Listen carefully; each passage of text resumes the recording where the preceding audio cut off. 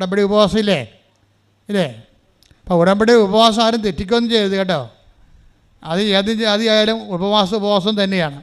അപ്പോൾ അത് എന്തിനാണ്? സബ്സൈഡ് ചെയ്യാൻ വേണ്ടിയാണ്. ക്രിസ്തുവിലേക്കുള്ള എൻ്റെ യാത്രയിൽ, അതായത് കൃപയിലേക്കുള്ള യാത്ര. ക്രിസ്തുവിൻ്റെക്കുള്ള യാത്ര എന്ന് പറയുമ്പോൾ നിങ്ങൾക്ക് തെറ്റിദ്ധാരണ ഉണ്ടാകും. അതല്ല, നമ്മൾ ഒരു മനുഷ്യൻ ഇഹത്തിലും പരത്തിലും ഒരു വിഷയത്തെ കൈകാര്യം ചെയ്യുന്നത് കൃപയെന്ന ആത്മീയ ബലം കൊണ്ടാണ്.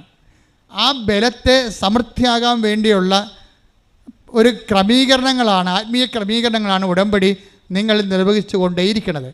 അതുകൊണ്ട് തന്നെ അതിനെ ബൂസ്റ്റ് ചെയ്യാനും അതിനെ എൻഹാൻസ് ചെയ്യാൻ പറ്റുന്ന രീതിയിലുള്ള പ്രേക്ഷിത പ്രവർത്തനങ്ങൾ, അതുപോലെ തന്നെ അതിനുള്ള ഉപവി പ്രവർത്തനങ്ങൾ, അങ്ങനെ എല്ലാം ആകുമ്പോൾ നിങ്ങൾക്കറിയാമല്ലോ, ഞാൻ നേരത്തെ പറഞ്ഞു, നിങ്ങൾ ഈ 6 കാര്യമെന്നും പറഞ്ഞ് നിങ്ങൾ കണ്ണാക്കിടേണ്ട കാര്യമില്ല.